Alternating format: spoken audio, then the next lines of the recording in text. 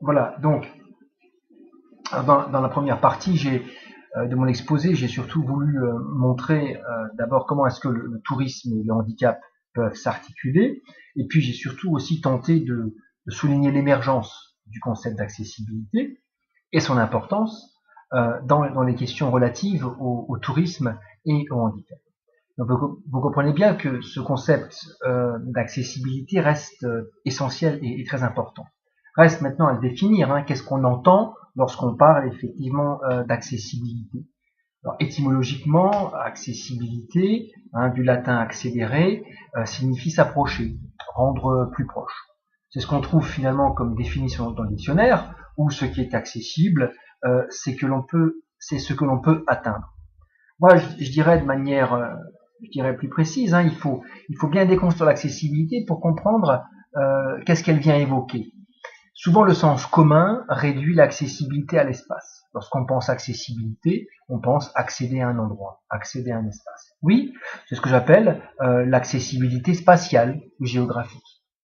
Cela fait référence à la question de la mobilité. Les individus vont se déplacer dans l'espace et donc auront nécessairement besoin d'aller et d'arriver, d'atteindre un endroit. Mais je pense que cette accessibilité spatiale ou géographique doit être complétée par une accessibilité fonctionnelle, c'est-à-dire une accessibilité à un contenu, une accessibilité à une pratique. C'est-à-dire que si vous allez quelque part, c'est pour y faire quelque chose. Autrement dit, quand on va à un endroit, il y a toujours une activité qui va s'y pratiquer. Donc il est important d'avoir une vision très globale de l'accessibilité, qui vient faire référence d'une part à la mobilité des individus, mais aussi après à l'usage. Autrement dit, on va porter attention quand on pense à l'accessibilité à l'endroit où l'on va, mais aussi à ce que l'on va y faire. Si vous allez au musée, il faut effectivement que les œuvres soient aussi les œuvres où l'exposition soit aussi accessible. Si vous allez au cinéma, il faut que le film soit accessible. Si vous allez au restaurant, c'est pour y manger. Donc il faut aussi que tout ce qui se joue autour de l'alimentation et de l'acte de manger, de déjeuner, de dîner, soit accessible. Donc il n'est pas possible pour moi de séparer l'accessibilité spatiale de l'accessibilité fonctionnelle. Les deux sont liés. C'est un peu comme une pièce de monnaie. Vous prenez une pièce de monnaie, si vous la coupez sur la tranche, vous aurez toujours deux côtés. Toujours un côté pile, toujours un côté face. La pièce de monnaie, elle fonctionne avec deux côtés. C'est pareil pour l'accessibilité, elle va toujours fonctionner avec deux côtés. Un côté pile, l'accessibilité spatiale, et un côté face, l'accessibilité fonctionnelle. Alors je pense qu'il y a plusieurs questions qui se posent lorsqu'on parle d'accessibilité, lorsqu'on évoque l'accessibilité. Une des premières questions qu'on va se poser, c'est accessible à quoi? Alors là, moi, je vous invite à avoir une vision très écologique et très systémique, on va dire, et dynamique de l'accessibilité.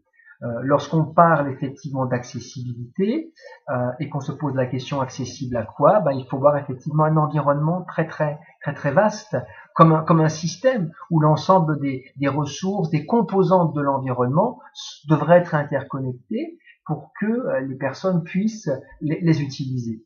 Vous avez là une démarche qui me paraît importante et que je vais vous relater tout de suite,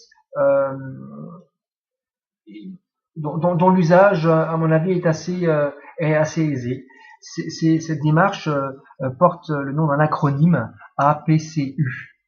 Alors pourquoi A? A comme atteindre. L'idée, c'est de se rendre à l'endroit où on veut aller. Donc cela demande d'utiliser les transports, d'utiliser la voirie pour atteindre l'endroit où l'on veut aller. Ensuite, le P.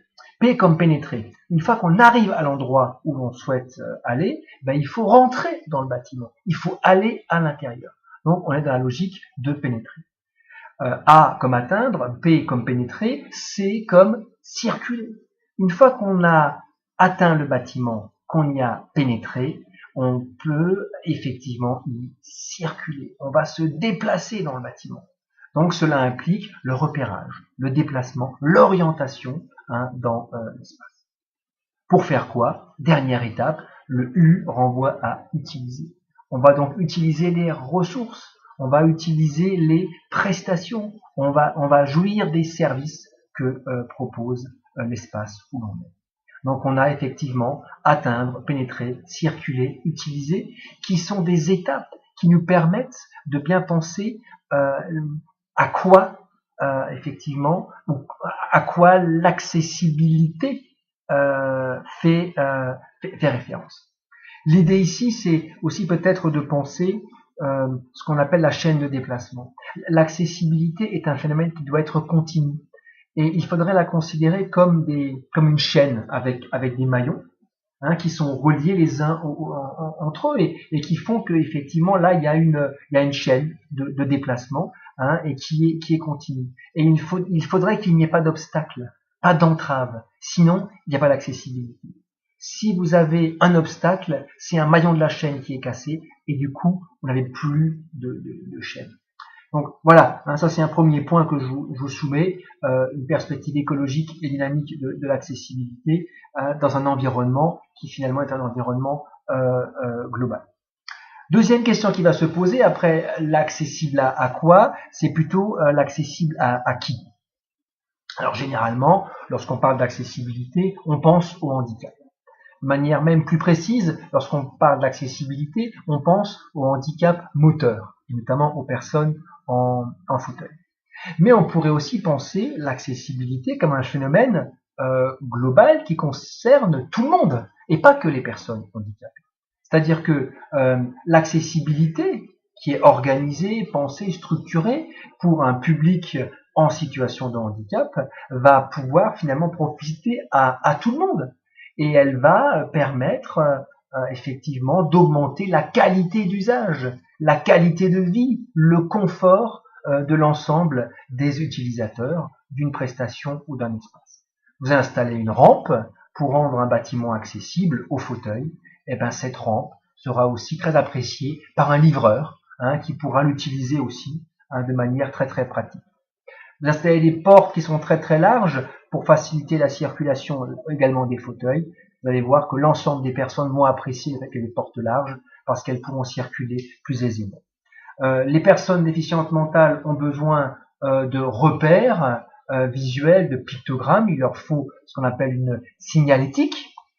Là aussi, une personne qui ne connaît pas un endroit, qui est perdue, va pouvoir aussi apprécier d'avoir un panneau indicateur qui lui dit là où elle est ou qui lui indique l'endroit où elle veut aller. On se rend compte que finalement, l'accessibilité ici, même si elle est pensée par rapport aux personnes déficientes de manière générale, elle peut aussi concerner tout le monde. Dernier point, l'accessible, oui, mais comment, de quelle manière? Je pense que l'accessibilité se met en œuvre à travers des facilitateurs. C'est-à-dire qu'il y a des conditions qui vont faciliter, qui vont être favorables à l'accessibilité. Et c'est ce que moi j'appelle des facilitateurs. J'en remarque, je proposerais de les thématiser comme ça, de les organiser en trois grands groupes. D'abord, il y a des facilitateurs qui sont architecturaux et liés au cadre bâti, au cadre physique. Il y a des facilitateurs qui sont plutôt technologiques et techniques, liés à la technologie et au matériel. Et après, il y a des facilitateurs qui sont humains, c'est-à-dire l'intervention humaine est aussi un facilitateur. Et ce qui importe chaque fois d'ajuster ces différents facilitateurs par rapport au type et au degré de déficience. Ça veut dire que chaque type de handicap, chaque famille de handicap a des besoins qui sont spécifiques, avec des facilitateurs particuliers qui sont les plus appropriés pour y répondre. Quelques exemples très très rapides. Par exemple, pour les personnes déficientes motrices, oui, effectivement, des personnes qui vont se déplacer en fauteuil roulant, par exemple, auront besoin de rampes pour accéder à un bâtiment s'il y a un escalier.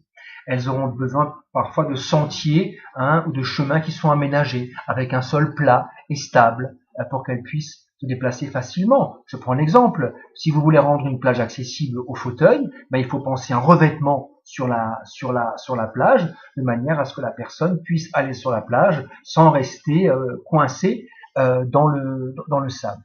Vous avez également différents types de fauteuils qui existent, hein, des fauteuils tout-terrain ou des fauteuils de baignade. Alors les fauteuils de baignade sont équipés de grosses roues qui permettent de se déplacer facilement sur la table, sur le sable, pardon, sur la plage.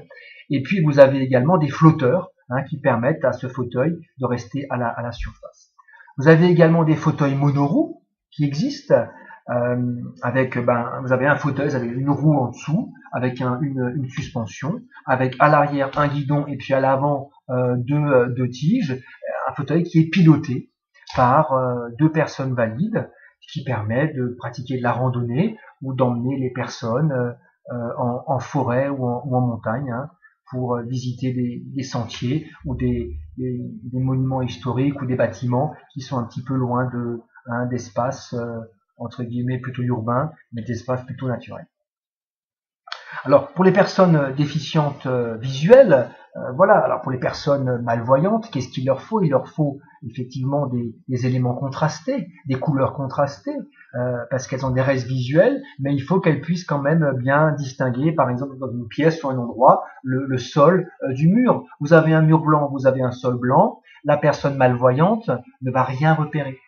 Alors que si vous avez un sol et la couleur du sol et du mur qui sont contrastés, elle pourra effectivement se repérer dans l'espace. Vous avez un mur blanc, vous y mettez une porte rouge, vous avez un tel contraste qu'une personne malvoyante peut repérer facilement la porte.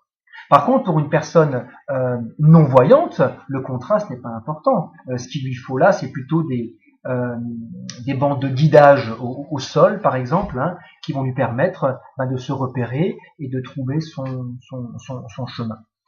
Le braille est aussi très pratique pour les personnes déficientes visuelles, pour les personnes aveugles, mais par contre, pour les personnes qui sont malvoyantes, le braille, il n'est d'aucune utilité. Il faut plutôt penser des textes écrits en gros caractères et qui sont contrastés.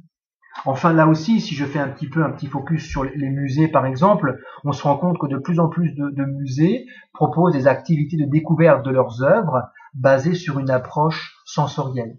On va du coup utiliser les éléments acoustiques, les odeurs, le toucher de pièces, le toucher de statues, hein, une approche très tactile pour permettre à des personnes déficientes visuelles, mentales ou autres, de pouvoir accéder aussi à un contenu.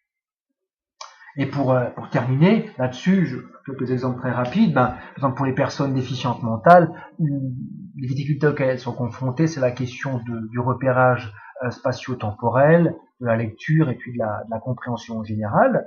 Là, vous avez ce qu'on appelle la technique du facile à lire et à comprendre. C'est un ensemble de listes de conseils qui permet effectivement de rendre facilement accessible un texte pour que des personnes déficientes mentales puissent comprendre de quoi parle ce texte. Et puis, vous avez aussi, j'en ai parlé précédemment, vous avez aussi la signalétique qui peut être utilisée avec des pictogrammes, alors qui peut permettre d'indiquer l'endroit où on est, qui peut permettre d'indiquer des directions avec des espaces à visiter, qui permet d'indiquer les entrées et les sorties. Alors, très pratique pour les personnes déficientes mentales, qui dans la plupart des cas ne savent pas toujours lire, mais ça peut aussi être intéressant et très pratique pour les personnes qui sont illettrées ou pour des personnes d'origine étrangère qui ne parlent pas la langue du pays. Donc le pictogramme est un élément très très intéressant à utiliser pour favoriser l'accessibilité.